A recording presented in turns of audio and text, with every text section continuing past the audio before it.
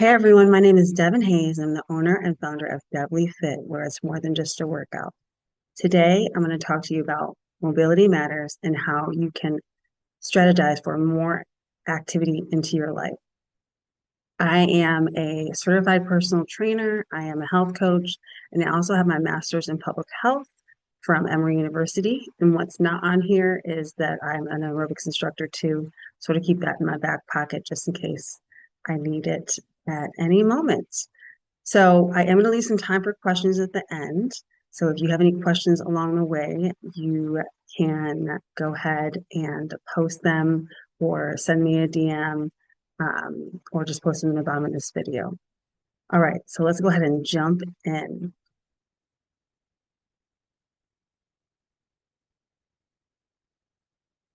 So what we're going to talk about today, we're going to focus on understanding the mechanics of why our bodies need motion.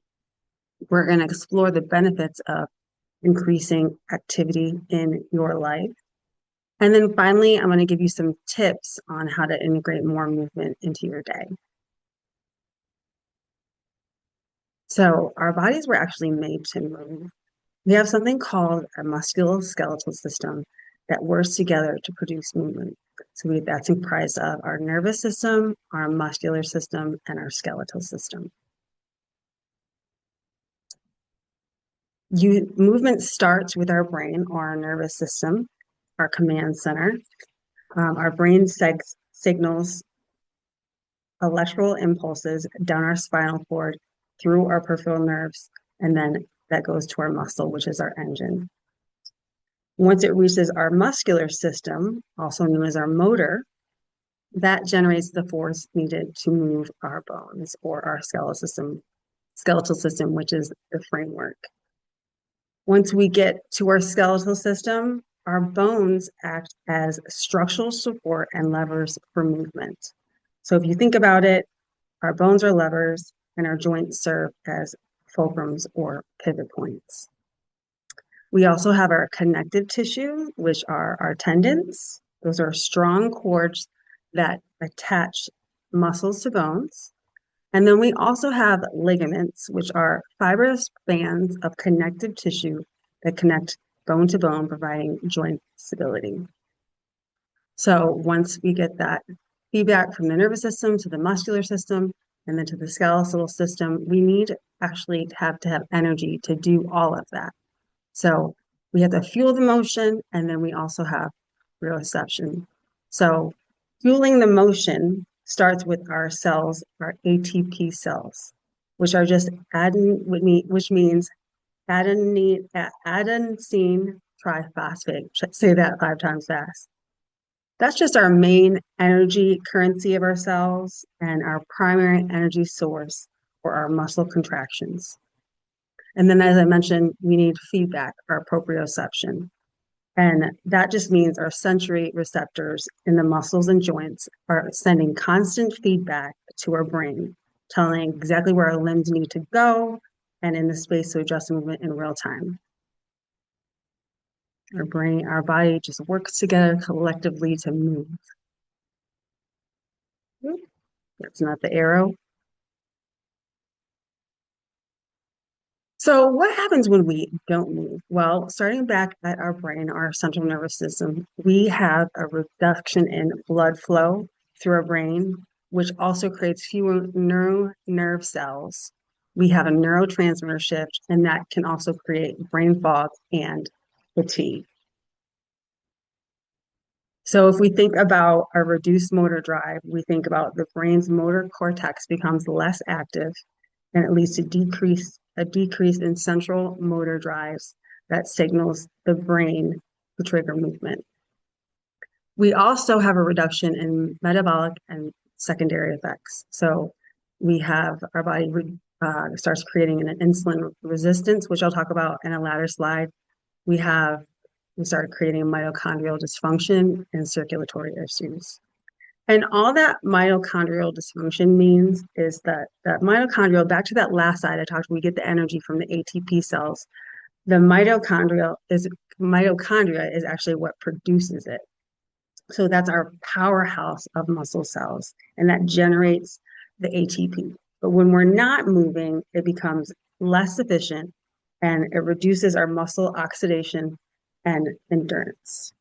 And then, as I mentioned, we have those circulatory issues in the brain and then also throughout the body that can produce inflammation over time.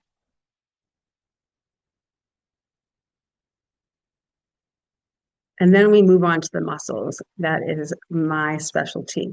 First, we have to think about our muscle atrophy and strength loss. When we stop working out, we can lose about 5% muscle in the first single week. And even more, I would say, important is thinking about our strength loss. So that can actually double and go twice as fast if we stop working out. So you could still have that muscle that's going to show, but if you stop working out, you're going to lose that strength. We also have compensations and posture changes. So something that we utilize in my space is we talk about overactive muscles and underactive muscles. And all that means is that we have overactive muscles, the ones that are sort of taking over, and they take over for our underactive muscles. And that what happens is those muscles become tight. And then our underactive muscles become weak. Our body is an amazing structure and it chooses the path of least resistance. So for example, so to sort of break it down to help you understand this a little better, when you think about someone who sits at a desk for most of the day, they're typing, their shoulders are rounded, and so they typically have a tight chest and they have weak back muscles. So as their trainer, I'm going to help them sort of balance out those muscles. We're going to stretch out the chest, we're going to strengthen those back muscles, and hopefully they'll feel better, reduce their tension, they'll help reduce their risk for injury as well.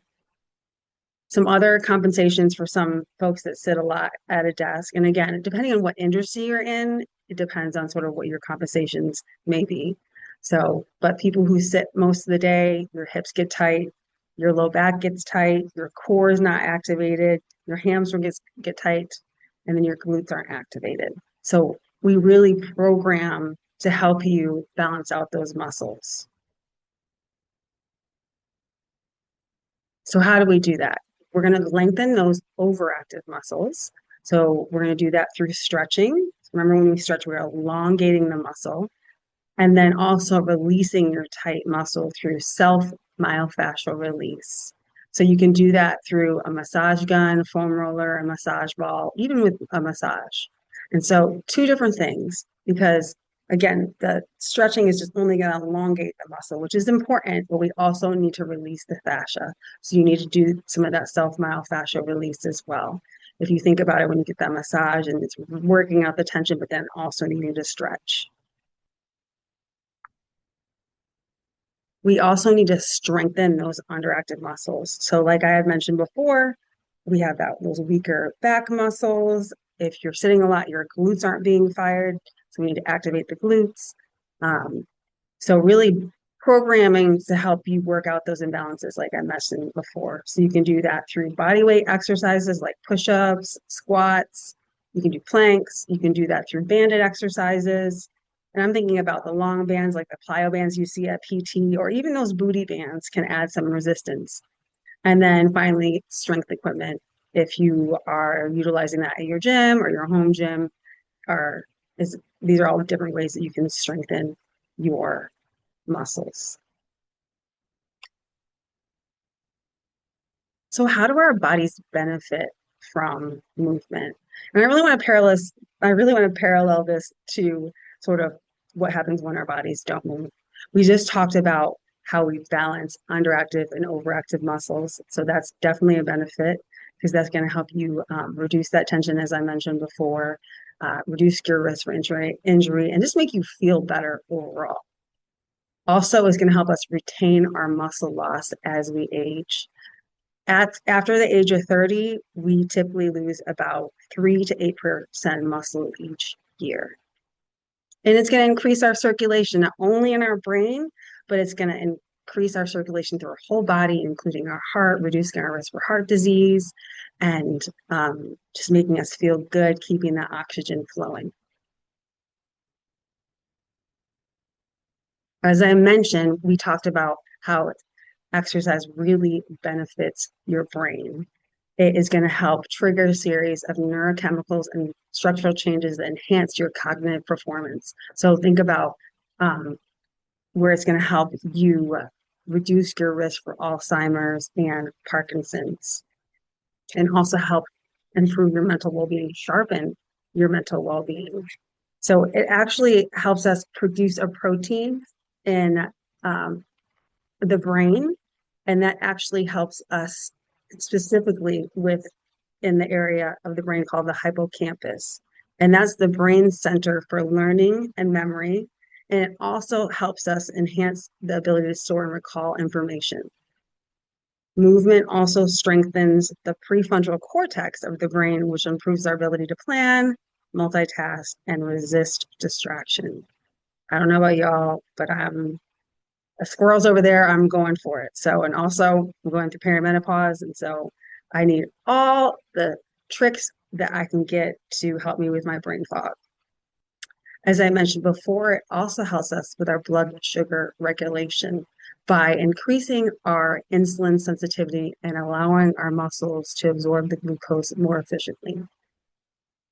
And then finally, it's going to help us with our energy and mood by really helping stabilize our energy by boosting our oxygen consumption. It's going to help increase our endorphins, and it's going to increase our adrenaline. And then lastly, it's going to help reduce our stress. It's going to reduce those cortisol levels that typically spike through anxiety and depression. Well, spike when we're stressed, causing anxiety and depression. So how much should you work out? We want to aim for about 150 minutes of moderate intensity aerobic activity. And that looks like brisk walking, cycling, dancing, where you're sort of breathing a little harder. You can still carry on a conversation and your heart rate is starting to elevate. Or 75 minutes of vigorous intensity aerobic activity. And that can include running, swimming laps, playing sports, where you're breathing a little bit harder than a moderate intensity activity. Sometimes it's harder to carry on a conversation and your heart rate is significantly elevated, or a combination of both. Now, we already talked about strength training. You want to do that at least 2 to 3 times a week. And you can even start off with as little as one set of 12 to 20 reps to increase your strength, and then build up to, I would say, 2 to 3 sets as you're sort of a beginner. And then you can progress. You can progress by adding more sets. You can progress by adding more weights. Really, progression comes through intensity, duration, or time. And then lastly, don't forget those flexibility and mobility exercises we talked about, stretching and the self-myofascial release. So important to have a well-balanced physical activity menu and make your body really tap into all the benefits that we just talked about. So some tips to increase your physical activity, and these aren't all encompassing, but some of my favorite is first that you want to start with SMART goals, which just means specific, measurable, attainable, realistic, and timely. So an example of that is I will strength train at least 2 times a week for 30 minutes starting next week for a month. So we just have to put parameters around our goals. When I start working with people and they say, well, how much should I be working out? And I share with them what we just talked about on the last slide. Okay, well, let's work out 5 times a week. And then I ask them, how often are you working out? And they say, not at all. And I said, all right, let's start with like 1 to 2 days a week, and then we can progress. Because I want you to be able to walk, because if you're not working at all, you might, overtax your body, and then you'll never want to come back to me. So you really have to think about what's realistic for you, and then challenge yourself to keep continuing to progress and make your body work harder so it can continue to build strength and get stronger. And then you want to choose an activity that you enjoy. If we think about our work, they always say, if you find something you love, then it doesn't feel like work. Well, I feel like it's the same thing with exercise. You really got to find something that you enjoy. I love walking outside. I know that I'm not going to walk as hard outside, so that's my moderate intensity activity, but I also love to get on the stepper and work out and get my heart flowing, get my, I'm like exasperated my breath. So just doing a combination, and also you can do a combination of intensity, but finding something that you're going to stick to. And if you don't necessarily love it, but you know you need to do it, maybe you enlist someone like me to keep you feeling strong and push you through. And then that sort of takes us to the next bullet is considering an accountability partner. Could be a personal trainer. If it's not in your budget, maybe it is a workout class at the gym, or maybe it's just a friend that holds you accountable to come to the gym. Right. So that's all I have for y'all. Thank you so much for joining me. Again, my name is Devin Hayes, and I'm the owner and founder of Devly Fit, where it's more than just a workout. And I would love to support you in your total well-being. So if you are interested in learning more about me, you can check out my website at devlyfit.com. You can email me at devlyfit@gmail.com. My phone number is there. And you can also follow me on Instagram, TikTok, and Facebook business at that same handle. So if you want a little bonus movement, check out the link below for a movement activity to get you moving. Just a little bit of stretching to get your blood flowing. And if you can actually check out my YouTube channel as well, where there's more videos and a variety of videos. So thank you so much. Have a wonderful day.